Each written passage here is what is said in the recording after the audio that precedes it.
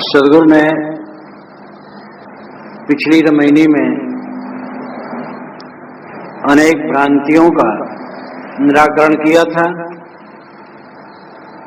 और अंत में ये बताया था कि जिसकी पलक अलख में लगी है वह भटका हुआ है। जो बाहर अलेख अदेख में कहीं कुछ खोज रहा है वो खोजता ही रह जाएगा, क्योंकि जो हमारे जीवन का परम लक्ष्य है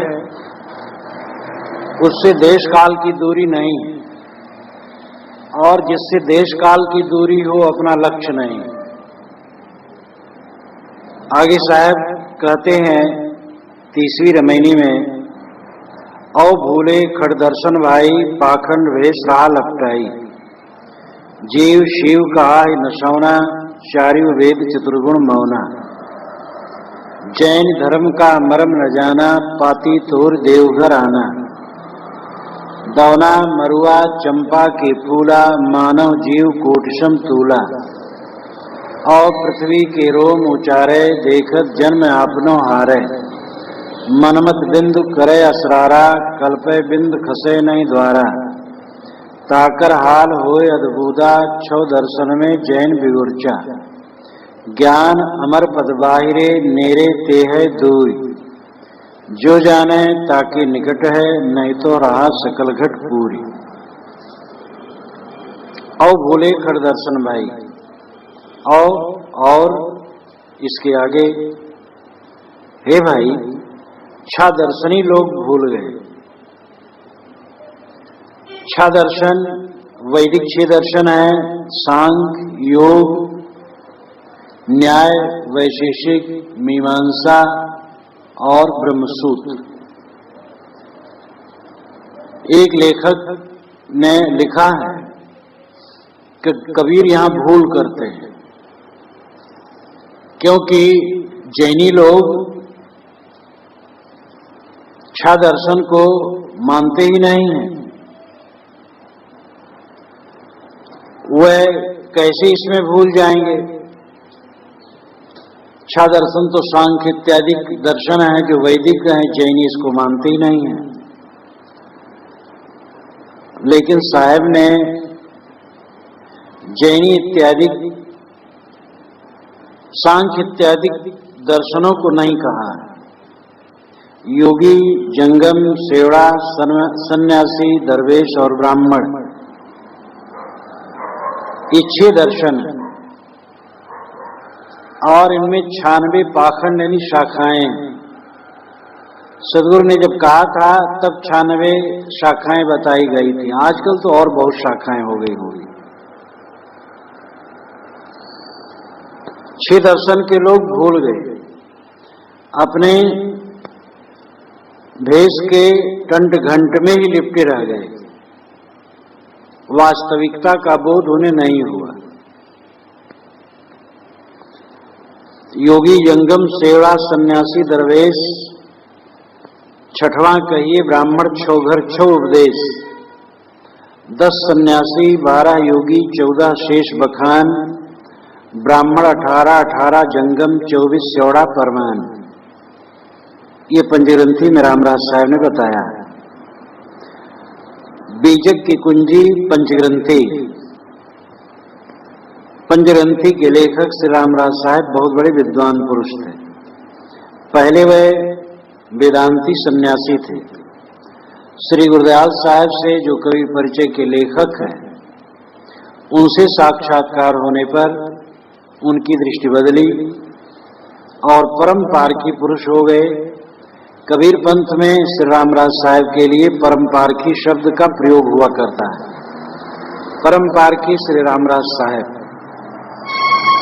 उन्होंने पंचग्रंथी में बीजक के सारे भेदों को खोल करके रखा है। योगी जंगम सेवड़ा सन्यासी दरवेश और ब्राह्मण। योगी हठ योगी इत्यादि कई प्रकार के योगी होते हैं। जंगम शिवाचारी होते हैं। सेवड़ा जैनी को कहते हैं और उसमें बौद्ध लिया जा सकता है। सन्यासी और दरवेश, फकीर लोग और ब्राह्मण, ये 6 दर्शन है।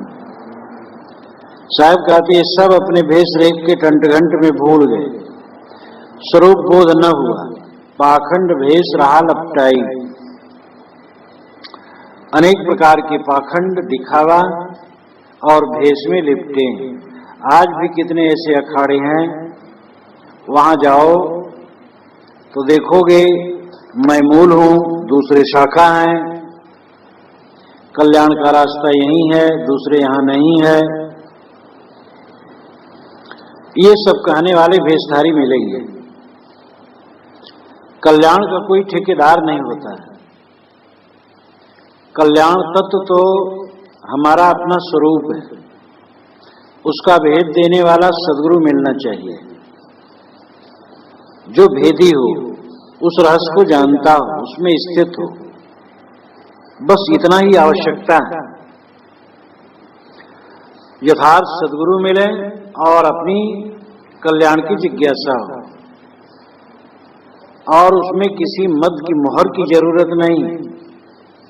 लेकिन पाखंड भेष राह लपटाई, ये 6 दर्शनी अपने पाखंड में और अपने भेष में लिपटे हैं और अपने टंट घंट में ही जिंदगी बिता रहे हैं। जीव शिव का आय न सौना, चार्यु वेद चतुर्गुण मौना। ये भेष का टंटघंट अहंकार कि हमारा संप्रदाय ईश्वरी है, हमारी किताब ईश्वरी है, हमारा महापुरुष ईश्वरी है, सत्य का बोध हमारे यहां भी मिल सकता है, दूसरे यहां नहीं मिल सकता है। ये अहंकार जीव के शिव का नसौना, जीव शिव का आय नसौना। जीव का शिव, शिव मतलब शिवत्व, कल्याण, जीव का कल्याण का नाशक है। जीव को हटा देने पर शिवत्व की घटना नहीं हो सकती, जीव में ही शिवत्व की घटना होती है। शिव का मतलब है कल्याण रूप। कल्याण का अभिप्राय है दुखहीनता। इस जीवन की सफलता है दुखहीनता, दुखी न हो। और एक अभ्यास है, बाहरी पदार्थों के संग्रह से दुखहीनता नहीं होती। बहुत मनुष्य मिल जाए, बहुत धन मिल जाए, ऊंचा पद मिल जाए तो दुखहीनता हो जाएगी, ऐसी बात नहीं। जब मन निर्मल होगा, मन के विकार छटेंगे और ये सब समय बोध होगा कि हमारा प्राप्तव्य हमारा अपना स्वरूप है, बाहर कुछ नहीं पाना है। जब बाहर का खटपट मिट जाता है कुछ पाने की और अपने आप में स्थित हो जाती है, तो यही शिवत्व का उद्घाटन है। लेकिन सांप्रदायिक भावनाओं में उलझकर लोग बाहर खोजते हैं शिव को, कल्याण को। साहब कहते हैं जीव शिव का आय नसौना, जीव के शिव का नसौना है, जीव के कल्याण का नाशक है बाहर भटकना। चार्यु वेद चतुर्गुण मौना, चारों वेदों का भी गुण यही है कि वे परमार्थ तत्व के लिए मौन है, नेत नेत कह करके चुप है। मुंडक उपनिषद में अंगिरा ऋषि ने समझाया है कि 2 विद्याएं हैं, एक अपरा विद्या है, एक परा विद्या है। अपरा विद्या सांसारिक है, परा विद्या परमार्थ है। ऋग्वेदो यजुर्वेद सामवेदो अथर्ववेद शिक्षा कल्पो व्याकरणम निरुक्तम छंदो ज्योतिषमिति, ये सब अपरा विद्या है। ऋग्वेद यजुर्वेद सामवेद अथर्ववेद शिक्षा कल्प व्याकरण निरुक्त छंद ज्योतिष, ये अपरा विद्या सांसारिक विद्याएं। अत परा यजा तदक्षरम अधिगम्यते, जो परा विद्या है उससे अक्षर की प्राप्ति होती है। अक्षर का मतलब होता है जो क्षीण न हो, जिसका विनाश न हो, वो अक्षर अपना स्वरूप है। तो चारों वेदों और छह वेदांगों से पराविद्या परे, आत्मविद्या परे, चारों वेद कर्मकांड में उलझे हुए हैं।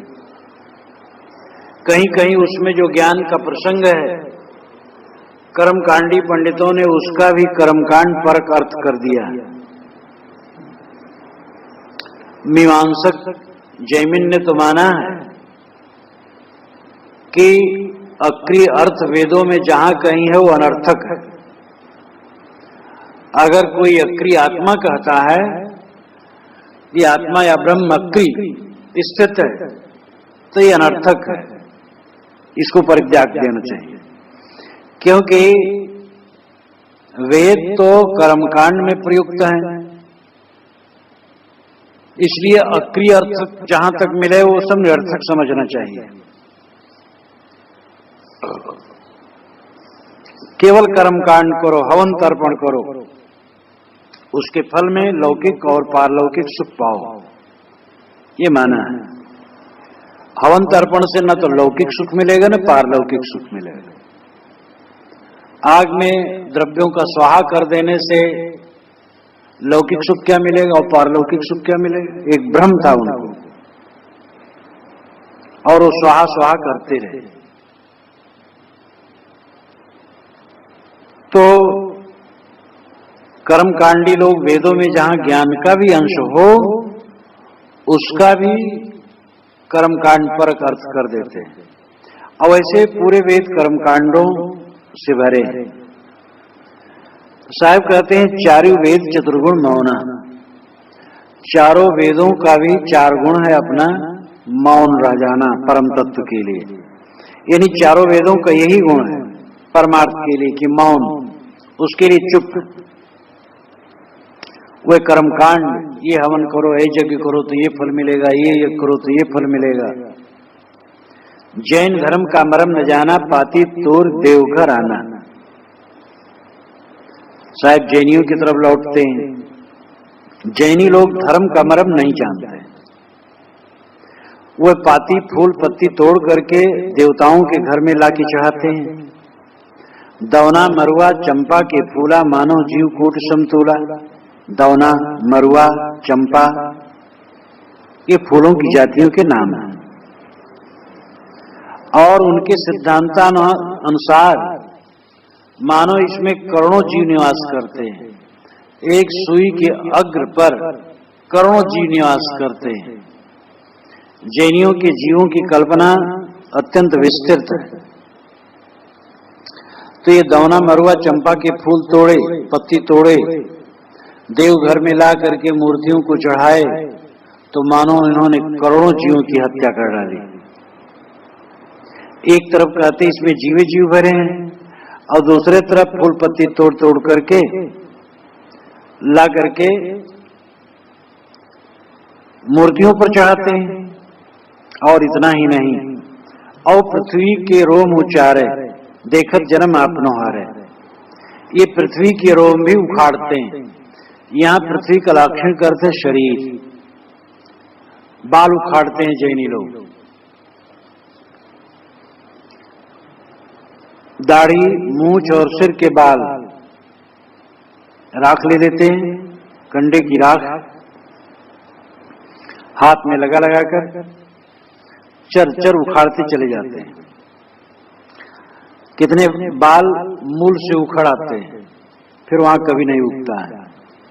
इसलिए जैनी जो साधु हैं उनका सिर देखा जाए तो जो बाल उगे हैं बिरल बिरल, धीरे धीरे जितनी उम्र बढ़ती जाती है बाल उनके घटते जाते हैं।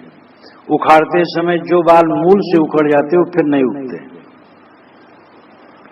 बड़ा कष्ट होता है, लेकिन अब वो ऐसी दृढ़ता रखते हैं, वो सहते हैं।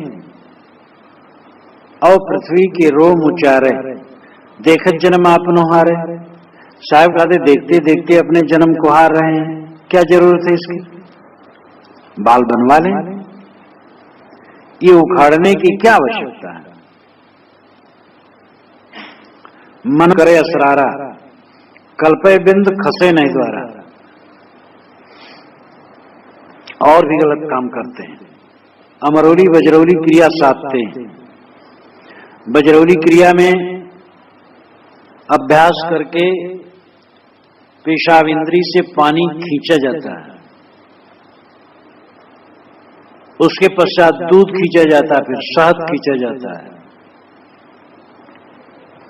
पेशाब इंद्री से जब शहद खींच लिया जाता है तब उसकी पुष्टि मानते हैं। ऐसे लोग स्त्री प्रसंग करते हुए वीर्य स्खलित नहीं होने देते, तो इसको वज्रौली क्रिया कहा जाता है। वज्रौली की साधना बहुत बड़ी मानी गई है। हठ योग में माना गया है जो वज्रौली साध लेता है वह भोग मोक्ष साथ साथ पा लेता है। इतना इतना कुपंथ है संसार में कि हद है। ये तो वासना की पूर्ति का साधन मात्र है और कुछ नहीं। स्वामी शंकराचार्य को भी इसमें लपेट दिया गया, उनके अनुगामियों ने लपेट दिया। शंकर दिग्विजय नाम की पुस्तक इनके अनुगामियों ने लिखी, संस्कृत श्लोकों में, और उसमें कहा गया कि मंडन मिश्र से जाकर के स्वामी शंकर ने शास्त्रार्थ किया। मंडन मिश्र कर्मकांडी थे तो वे परास्त हो गए। तब उनकी पत्नी ने शुरू किया तो उसने काम पर प्रश्न कर दिया, स्वामी शंकर बाल ब्रह्मचारी क्या जाने काम, तो हार गए। उन्होंने कहा मैं उत्तर दूंगा। तो एक अमरूक नाम के राजा मर गए थे तत्काल और उनका शव रखा था। उनकी बहुत रानियां थी। वे चले और कहे कि मैं अमरूक के शरीर में प्रवेश करके रानियों के साथ काम क्रीड़ा करके सीख करके आऊंगा तब उत्तर दूंगा। शिष्यों ने कहा महाराज ये बड़ा गलत है। गोरखनाथ के गुरु मच्छंदरनाथ ये सब काम किए थे तो फंस गए थे, ये तो कहो गोरखनाथ समझा बुझा के ले आए। शंकराचार्य ने कहा तुम घबराओ मत, मेरा ऐसा नहीं होगा जैसे श्री कृष्ण महाराज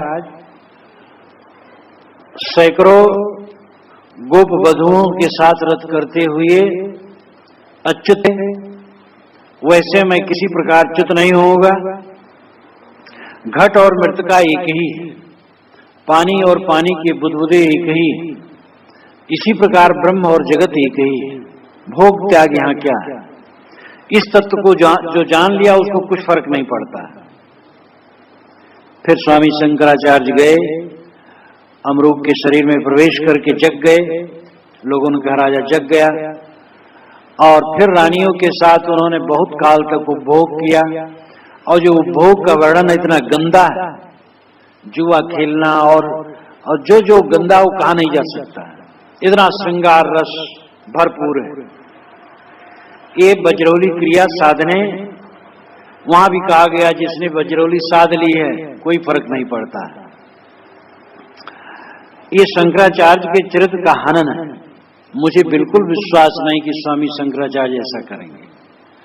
अब शास्त्रार्थ मुझसे किसी से बात हो और वो ज्ञान के विषय में हो तो अगला आदमी हार जाए तो कहे अच्छा मैं ट्रांजिस्टर के विषय में प्रश्न करता हूं, ट्रांजिस्टर कैसे बनाया जाता है।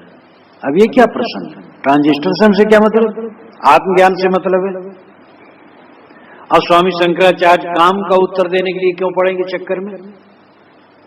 और बात तो यह है कि शिष्यों ने कहा महाराज मच्छंदरनाथ बिगड़ गए थे, गोरखनाथ के गुरु इसी में पकड़ गए। मच्छंदरनाथ गोरखनाथ स्वामी शंकराचार्य के 200 वर्ष बाद हुए। तब जो 200 वर्ष बाद हुआ है उसका उदाहरण शंकर के सामने कैसे होगा? वास्तव में लिखा गया तो बाद में, और लेखक को यह पता नहीं था कि स्वामी शंकर पहले हुए हैं कि गोरखनाथ हुए हैं पहले, इसका उससे पता ही नहीं था। तो ठोक दिया। स्वामी शंकर से उनके शिष्य ने कहा कि महाराज गोरखनाथ की गुरु मच्छिंद्रनाथ खराब हो गए थे, आप भी खराब हो जाएंगे, ठीक नहीं है, मतलब बकवास। स्वामी शंकर ऐसा कभी नहीं किए होंगे। हाँ, उनके सिद्धांत में एक गड़बड़ी अवश्य है कि जड़ चेतन अंत में एक ही, भोग योग एक है, ये बहुत खतरनाक है। तो बजरौली क्रिया 7 करके मनमत बिंदु करे असरारा। असरारा का मतलब रहस्य, असरारा असरार अरबी भाषा का शब्द है, इसका अर्थ रहस्य, भेद, गुप्त बात। ये गुप्त क्रिया करते हैं। असरारा का अर्थ लगातार भी होता है, रोज करते हैं। और असरारा का अर्थ दुष्ट, टीकाकारों ने लिया है, ये दुष्ट व्यवहार है। मनमत बिंदु, मनमत नाम काम, तो काम से मथन होकर के बिंदु वीर्य को खींचते हैं, ये असरारा व्यवहार, गुप्त व्यवहार करते हैं। कल्पे बिंद खसे नहीं द्वारा, उनके मन में काम की कल्पना होती है, लेकिन बिंदु को द्वार में खसने नहीं देते, रोक रखते हैं। ताकर हाल हो अद्भुता, साहब कहते हैं इनका हाल, इनकी दशा अद्भुत, ये कितना घृणित है, यह क्या विवेक विचार है। साधक के चित्त में इन सब बातों का संकल्प भी होना नहीं चाहिए, याद भी नहीं होना चाहिए। और ऐसी क्रिया करे कोई और कहे हमने वीर्य को रोक लिया है रद्द करते हुए, इसलिए कुछ दोष नहीं लगता, ऐसे लोग महापापी हैं और वह योग के नाम पर भोग करना चाहते हैं और करते हैं, अपना भटकते हैं, दूसरे साधकों को भी भटकाते हैं। 6 दर्शन में जैन बिगुर्चा, साहब कहते 6 दर्शनियों में जैनी बहुत उलझे। यहीं पर एक लेखक ने लिखा है कि 6 दर्शन सांख्य, योग, न्याय, वैशेषिक, मीमांसा, ब्रह्मसूत्र, ये वैदिक है। जैनी लोग इसको मानते ही नहीं तो उसमें उलझेगी क्यों? इसलिए कबीर यहां भूल करते हैं। कबीर नहीं भूल करते हैं, टीकाकार भूल करते हैं। योगी, जंगम, सेवड़ा, सन्यासी, दरवेश और ब्राह्मण, ये 6 दर्शन है। यहां सांख्य इत्यादि दर्शन नहीं। साहब कहते हैं 5 जो दर्शन है, जोगी, जंगम आदि, तो भूले ही हैं, लेकिन जो छठे जैनी है वह और भूले, वह और बिगुर्चा, बिगुर्चा कहते बिगुचना, उलझना, ये और उलझे, बाल उखाड़ना, ये सब क्रिया करना। इतना ही नहीं, पानी, ये कभी पानी, कच्चा पानी नहीं लेते, क्योंकि कच्चे पानी में तमाम जीव भरे और पिएंगे तो सब जीव मर जाएंगे, पाप पड़ेगा। तो भक्त लोग खौला करके देते हैं, वो पीते हैं। तो भक्त लोग खौलाते तो भक्तों को पाप पड़ता है, उनको नहीं पड़ता है। चौमासा निवास करते हैं महात्मा लोग, जैनी महात्मा, और वहां पर हर दिन पानी गर्मा गर्मा करके काफी उनके लिए रखा जाता है, और रोज भक्तों को कहना पड़ता है कि महाराज ये हम अपने लिए गरमाए हैं, अगर कह दे आपके लिए गरमाए हैं तो नहीं लेंगे। तो एक टोटका है, रोज उनके लिए गरमाते हैं और रोज कहना पड़ता है उन्हें कि महाराज हम अपने लिए गरमाए हैं। ये सब क्या है? उलझन। जो चीज है उसको सरलता से स्वीकारना चाहिए। बेकार की बातें करके एक दिखावा करना क्या फायदा है? इनके खान पान का चक्कर, दिगंबरियों को देखो तो जो भिक्षा के लिए चलते हैं और जो दिखावा उसमें हद है, श्वेतांबरियों में कम है। साहब कहते हैं 6 दर्शन में जैनी ज्यादा उलझे हुए हैं, यानी 5 दर्शन वाले तो उलझे ही हैं, जैनी ज्यादा उलझे। ज्ञान अमर पद बाहरी नेरे ते है दूर, जो जाने ताके निकट है, नहीं तो राह सकल घट पूरी। ज्ञान अमर पद है, जो तुम्हारा अमर पद है वो ज्ञान स्वरूप है। यह ज्ञान अमर पद है, जो ज्ञान तत्व है वो नित्य सत्य बाहिरे, ये सभी दर्शनों के बाहर है, सभी पाखंडों के बाहर है। नेरे ते है दूर, ये नियर है, निकट है, और दूर भी है। जो जाने ताके निकट है, जो समझ ले उसके निकट है। नहीं तो रहा सकल घटपूर, नहीं तो सब घट में पूर्ण होते हुए भी दूर है। समझ जाने बिना दूर जाने को नजदीक, देखो निरंतर में अपरोक्ष तस्दीक। श्री निर्मल साहब ने कहा है, जाने बिना दूर, न जानने से परम तत्व दूर है और जाने को नजदीक है। देखो निरंतर में अपरोक्ष तस्दीक, निरंतर में देखो, भीतर में देखो, स्वयं तुम हो। तो न जान करके दूर है, जान ले तो हाजिर हुजूर है।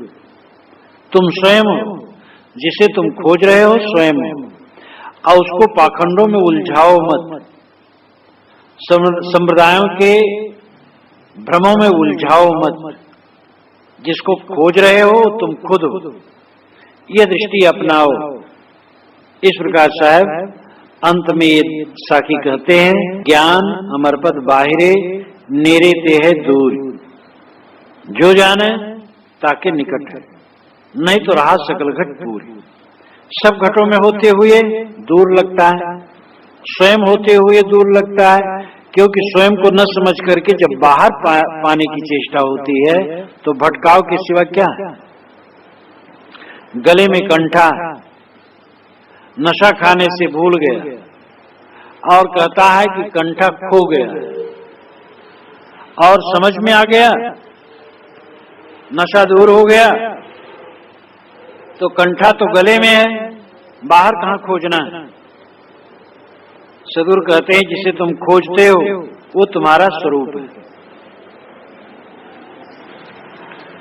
साहब कहते हैं, क्या धर्मशास्त्र के ज्ञाता होने का फल अहंकार है, पाखंड है और शोषण है? कोई धर्मशास्त्र का ज्ञाता है तो अहंकारी बने, पाखंडी बने, शोषण करे, ये तो धर्मशास्त्र के ज्ञान का अर्थ न हुआ। धर्मशास्त्र के ज्ञान का अर्थ होता है अपना कल्याण करे, समाज का कल्याण करे। अगली रमैनी वो कहते हैं, रमैनी 31, सुमृत आय गुणन को चीन्हा, पाप गुण को मारक कीन्हा। सुमृत वेद पढ़े असरारा, पाखंड रूप करें अहंकारा। पढ़े वेद और करें बड़ाई, संशय गांठ अजऊ नहीं जाई। पढ़े शास्त्र जीवबद्ध करई, मूड़ी काट यगमन कह धरई। कहें कबीर पाखंड, बहुतक जीव सताओ। अनुभव भाव न दर्शे, जीत न आप रखाओ।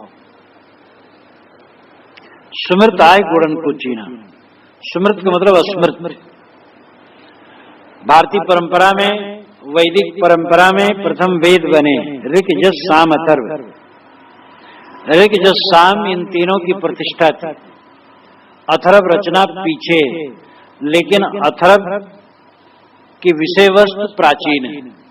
टोना टोटका, जादू मंत्र, जारण मारण उच्चाटन, बहुत प्रपंच है। तो विषय वस्तु तो उसकी पुरानी है, लेकिन रचना पीछे है। इसीलिए पुराने ग्रंथों में 3 वेद की बात आती है, त्रैगुण विषया वेद और त्रैवेद से कर्तारो। 3 वेद के विषय में काफी चर्चा है। तो 4 वेद ये पहले बने, उसके पश्चात ब्राह्मण ग्रंथ बने, सतपथ, गोपथ, ऐतरेय इत्यादि। उसके पश्चात आरण्यक ग्रंथ बने, उसके पश्चात सूत्र ग्रंथ बने, धर्म सूत्र, शौच सूत्र, गृह सूत्र, जिसमें कर्मकांड और गृहस्थी के लिए व्यवहार इत्यादि बहुत है। उसके पश्चात स्मृतियां बनी। स्मृतियों के बड़े लेखक मनु, बृहस्पति, दक्ष, गौतम, यम, अंगिरा, योगीश्वर, प्रचेता, सातातप, पराशर, संवर्ग, उष्णा, संघ, लिखित, अत्रि, विष्णु, आपस्तंभ, हारीत इत्यादि मुख्य।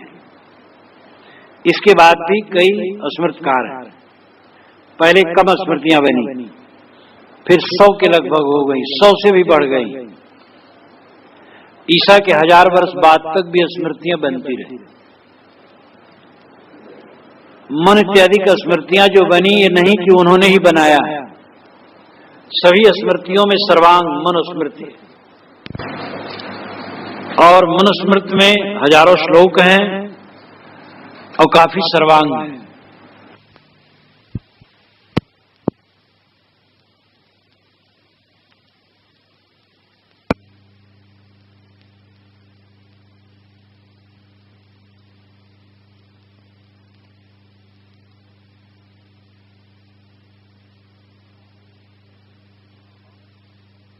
और ये ईसा के लगभग बनी, ईसा के 100 साल आगे पीछे लेकर। और मनु अगर हुए हैं तो शायद उस समय वेद भी नहीं बने होंगे, और पृथ्वी पर सभ्यता का ऊंचा काल रहा होगा। वर्ण व्यवस्था उस समय नहीं रही होगी। पुराण मानता है कि मन और शत्रुपा से सृष्टि हुई। ब्रह्मा ने मन और शत्रुपा को अपने दोनों कंधों से पैदा किया और उनके संयोग से सृष्टि आरंभ हुई। तो मनु मानव का प्रथम रूप है। पहले मुर्गी है कि अंडा, कर्म है कि, इस न्याय से सब सदा से है। लेकिन इन बातों से ये लगता है काल में हुए हैं। जिस समय मन हुए हैं वर्ण व्यवस्था नहीं थी, जात पात की भावना नहीं थी। मनुस्मृति को पढ़ने से लगता है जात पात की भावना की इतनी घृणित बातें हैं कि हद है। शूद्र अच्छा कपड़ा न पहने, जूता न पहने, ब्राह्मणों का जूठन कूठन खा ले, फटा पुराना पहन ले। शूद्र के घर में जो धन है वो शूद्रों का नहीं है, ब्राह्मण का। ब्राह्मण यज्ञ करता है, धन की कमी हो गई तो शूद्रों के घर में से उठा लाए, कोई रोक नहीं सकता। शूद्र का नाम बढ़िया न हो, युगुप्सित हो, घृणित हो, लतखोर, खुरबारा, गुहा, झाड़ू झग्गर, जिसे नाम सुनते ही जान जाए शूद्र। अगर ब्राह्मण ने गलती की है तो क्षम्य, क्षत्रिय ने गलती की है तो उसको दंड मिलना चाहिए। वैश्य ने की और दंड, शूद्र ने की और दंड। तो इस प्रकार इतना भेदभाव है कि मन से वो जोड़ा ही नहीं जा सकता। मन तो जब हुए हैं जात पात की भावना नहीं थी, वर्ण व्यवस्था नहीं थी। और ये तो साफ है, सभी विद्वान मानते हैं कि मनुष्य स्मृति की रचना ईसा के लगभग है। और मन बहुत पुरा काल में हुए, तो ये बड़े बड़े नाम जोड़ दिए गए, रचनाकारों ने जोड़ दिया। मनुस्मृति का लेखक निश्चित ही बहुत विद्वान था और मर्मज्ञ था, इसलिए जितनी स्मृतियां हैं उनमें मनुस्मृति शीर्ष स्थान पर है। बहुत सुंदर भी और सर्वांग संपन्न, लेकिन जात पात संबंधी बातों को लेकर के और कई न्याय कानून को लेकर के बड़ी कमी और क्रूरता भी। साहब कहते हैं कि स्मृत आय गुणन को चीना, स्मृतियों ने गुणों को पहचाना। अस्मृतकार अहंकार करते हैं कि हम गुणों को पहचानते हैं। ब्राह्मण, क्षत्रिय, वैश्य, शूद्र का विभाग किया गया तो गुण जान के किया गया। गात्रा ब्राह्मण वसिजत तृष्टभा राजन्यम जगत्या वैश्यम न केन चिच्छन्दसा शूद्र मित्र संस्कार्यो विज्ञायते। वशिष्ठ स्मृति में कहा गया है कि ब्राह्मण की रचना गायत्री से हुई, क्षत्रिय की रचना त्रिष्टुप से हुई, वैश्यों की रचना जगती से हुई। जगती, बृहति, पंक्ति, गायत्री वैदिक छंद है। तो इस प्रकार छंदों से रचना हुई। विधाता ने ब्राह्मणों की रचना गायत्री से की, त्रिष्टुप से क्षत्रियों की और जगती से वैश्यों की। लेकिन शूद्र की रचना किसी छंद से नहीं की, इसलिए शूद्र वेदों का अधिकारी नहीं। अब ये ज्ञान के धनी लोगों से पूछना चाहिए कि रचना माँ बाप से होती है कि छंद से होती है। इतना भी न जानना और दुनिया की आंख में धूल झोंकना बेकार की बात। स्मृतियों ने बहुत बातें अच्छी अच्छी कही, ठीक है, लेकिन शूद्र कहे जाने वाले लोगों के लिए उन्होंने न्याय नहीं किया और स्त्रियों के लिए भी न्याय नहीं किया। वेद शूद्र और स्त्री नहीं पढ़ सकते, शूद्र नहीं पढ़ सकते, नहीं पढ़ सकते, स्त्री भी नहीं पढ़ सकती। तिवारी पढ़ सकते हैं, त्युराइन नहीं पढ़ सकती। शुक्ल पढ़ सकते हैं वेद, शुक्लाइन नहीं पढ़ सकती। आधी मुर्गी काट के खा जाना चाहते हैं और आधी मुर्गी अंडा देगी। कितना दुर्भाग्य। जिसका धर्म शास्त्र कोई पढ़े कोई न पढ़े, वो कहां गुणों को समझा है, पाप गुण को भी क्या समझे। यज्ञार्थम पशु सृष्टा स्वयमेव स्वयंभुवा यज्ञस्या भूतै सर्वस्य तस्मात् यज्ञे बधो अवधा। मनुस्मृत के 5वें अध्याय के 39वें मंत्र में लिखा गया कि ब्रह्मा ने पशुओं की सृष्टि यज्ञों के लिए की। यज्ञ में पशु काट काट करके उनका हवन किया जाए, इसीलिए ब्रह्मा ने पशुओं की रचना की, उनकी सृष्टि की। और यज्ञ ही समस्त कल्याण के साधन है। अब ये गुण को पहचानना कहां हुआ। किसी जीव की हत्या यज्ञ कैसे? शूद्र न्यायाधीश नहीं हो सकता है, शूद्र किसी धर्म की घोषणा नहीं कर सकता है। क्षत्रिय की हत्या अगर कोई करता है तो 6 वर्ष तक ब्रह्मचर्य का पालन करे और 1000 गायों का दान करे, तब उसका उद्धार होगा। और अगर कोई वैश्य की हत्या करता है तो 3 ही वर्ष ब्रह्मचर्य पालन करे और 100 गाय बैलों का दान कर दे तो भी छूट जाएगा। लेकिन अगर शूद्र की हत्या किसी ने कर दी है तो 1 वर्ष ब्रह्मचर्य के पालन से भी पाप कट जाएगा और 10 गाय दान कर दे उतने में छुट्टी हो जाएगी। आपस्तम्भ ने तो ऐसा कहा है कि शूद्र की हत्या का पाप उतना ही लगता है जैसे मोर तीतर बटेर कोई मार दे, उतना पाप वैसे शूद्र को मारने में पाप है, शूद्र को मारने में ज्यादा पाप नहीं। ये गुण की पहचान है। साहब व्यंग करते हैं, सुमिरत आय गुणन को चीना। ये स्मृतियों ने गुणों को बहुत पहचाना, मनुष्यों के गुणों को बहुत पहचाना। क्या यही पहचानना? पाप पुण्य का मार्ग कीना, इन्होंने पाप पुण्य का मार्ग बनाया। यज्ञ करो जीववध करो ये पुण्य है, और जो यज्ञ न करे वो पाप करता है। ये कौन सी समझदारी है? साहब कहते हैं सुमृत वेद पढ़े असरारा पाखंड रूप करे अहंकारा। ये कर्मकांडी पंडित लोग स्मृतियां पढ़ते हैं, वेद पढ़ते हैं, असरारा लगातार पढ़ते हैं और कहते हैं हम इसके भेद जानते हैं।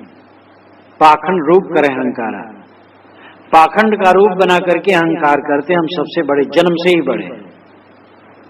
पढ़ें वेद और करें बड़ाई।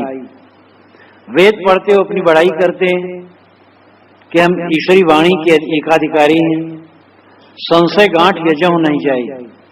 लेकिन आज भी इनके संशय की ग्रंथि नहीं जा रही, बोध नहीं, भटक रहे हैं। पढ़े शास्त्र जीव बध करई, मूड़ी काट अगमन का धरई। पढ़ते तो शास्त्र हैं और करते हैं जीव बध, और मूड़ी काट करके अगमन का धरई, यानी मूर्तियों के, जड़ मूर्तियों के सामने चढ़ाते हैं। जिसका वध करते हैं वो जीव है, और वध करके जिसको खुश करना चाहते वो निर्जीव है। खुश करने की, उसमें खुश होने की शक्ति ही नहीं है। इतनी भी समझ जिसमें न हो, उसको कैसे समझा जाए कि वो विद्वान है और समझदार है। निर्जीव पत्थरों की मूर्तियों को खुश करने के लिए सजीव प्राणियों का काट देना, ये शास्त्र पढ़ने का अर्थ होता है क्या? शास्त्र में यही ज्ञान दिया जाता है? शास्त्र पढ़ करके अगर आदमी इतना अल्पज्ञ हो जाए, इतना अविवेकी हो जाए, तब तो शास्त्र न पढ़ना अच्छा है। शास्त्र पढ़ा आदमी और जीव को मार डाला और निर्जीव को खुश कर रहा है। ये तमाशा। पढ़े शास्त्र, जीव वध करई, मोड़ी काट अगमन कहां धरई। आगमन देवताओं के आगे, अथवा आगमन नाम जानो अपने आगमन के लिए धर रहे हैं। ये जो हत्या करते हैं, हत्या का फल तो इनके सामने आएगा, फल भोगना पड़ेगा। काई कबीर पाखंड बहुतक जीव सताओ, अनुभव भाव न दर से जीत न आप रखाओ। साहब कहते हैं इस पाखंड ने बहुत जीवों को सताया। ये पाखंडी कर्म, इनकी जीभ लोलुप है मांस खाने के लिए। तो बलि और कुर्बानी के नाम पर लोगों ने बहाना बना लिया। देवताओं के लिए बकरा चढ़ाते हैं, भेड़ा चढ़ाते हैं, गाय चढ़ाते हैं, सिंह नहीं चढ़ाते। इनका देवता, इनका ईश्वर सिंह नहीं खाता। जानते सिंह के पास जाएंगे तो हमें खा लेगा। बकरा बेचारा मासूम है, तो कहते हमारा देवता बकरा खाता है। अरे बकरा तुम खाते हो और देवता का बहाना करते हो।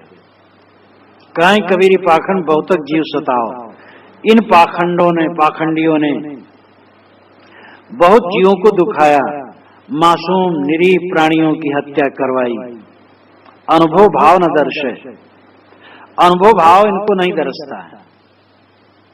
अनुभव कहते हैं प्रयोग के पीछे उत्पन्न हुआ ज्ञान, अनु कहते हैं पीछे को, भाव कहते हैं उत्पन्न को। प्रयोग के बाद में जो ज्ञान उत्पन्न होता है उसका नाम है अनुभव। सबका अनुभव है कि एक कांटा गड़ जाए कितना दर्द होता है, आंख में धूल का कण पड़ जाए कितनी पीड़ा होती है। और ये बेदर्दी लोग ईश्वर और देवता के नाम पर छुरी भोंक देते हैं प्राणियों को। इनको अनुभव भाव नहीं दर्शता है। स्वयं कांटा चुभना पीड़ा करता है और दूसरे को छुरा भोंकते हैं। इनको अनुभव भाव कहां है? जियत न आप रखाओ, जीते जीते अपनी रक्षा नहीं कर रहे हैं। यानी जीवन में रहते रहते न आप रखाओ, अपनी रक्षा नहीं कर रहे हैं, अपना कल्याण नहीं कर रहे हैं। जो दूसरे को दुख देगा अपने लिए दुख की खाई बनाएगा, तो अपना कहां कल्याण कर रहे हैं। जो दूसरे को तकलीफ देता है उसको निश्चित है तकलीफ मिलनी। साहब कहते वेद शास्त्रों में कल्याण की बातें भी है। ये नहीं कि उसमें पाखंड खाली भरा है, कल्याण की बातें भी, लेकिन कल्याण की बातों पर इनको ध्यान नहीं। केवल कर्मकांड, केवल पूजा प्रतिष्ठा करके धनार्जन करना, इतने लक्ष्य है। रामायणी 32 अंध सुदर्पण वेद पुराना दरबी कहा महाराज जान, जस खर चंदन लादेव भारा, परिमल बास न जान गंवारा। काहे कबीर खोजे आसमाना, सो न मिला जो जाय अभिमाना। अंध सुदर्पण वेद पुराना। अंधे के सामने दर्पण रखो, वो क्या देखेगा? जो अपने विवेक को ही ढांक रखे हैं, वेद पुराण क्या करेंगे? वेद पुराणों में गलत अंशों को हटा दिया जाए तो कल्याण की बातें भी जगह जगह है। वेदों में कर्मकांड है और हिंसा का वर्णन है। घोड़ा मार करके हवन करना, एक एक देवता के नाम पर एक एक जानवर काटने का विधान, ये सब प्रपंच है, लेकिन उसी में ज्ञान का विषय है। द्वा सुपर्णा सया सखाया समानम वृक्षम परिषद सुजाते तयोरन्य पिपलम स्वादवक्तन नस्नन नन्यो अविचाक्षी। ये वेद का मंत्र है। द्वा सुपर्णा, दो सुंदर पंख वाले, सज्जा सखा, साथ साथ, सज्जा साथ साथ रहने वाले, सखाया मित्र, समानम वृक्षम परिषद सजाते, समान ही पेड़ पर वे चिपके हैं, बैठे। तयोरन्य, उसमें से एक, तयोरन्य पिपलम स्वाद वक्तन, पिपल के स्वाद को वक्तन खाता है, यानी वृक्ष के फल को खाता है। अनशनन अन्यो, एक अन्य है, वो अनशनन, अनशन कर देता, नहीं खाता। अब चाक्षित केवल देखता है। ये रूपक में, अलंकार में कितना सुंदर वर्णन है रागी और विरागी जीव के लिए। दो पक्षी हैं सुंदर पंख वाले, मित्र हैं, साथ साथ रहते हैं, एक ही समान पेड़ पर रहते हैं। एक फल खाता और दुखी रहता है, और एक फल नहीं खाता, केवल साक्षी रहता है। रागी जीव, त्यागी जीव, दो जीव हैं, और दोनों समान हैं, मित्र हैं, एक ही प्रकार शरीर में रहते हैं। रागी जीव भी और त्यागी जीव भी, दोनों के शरीर एक समान है।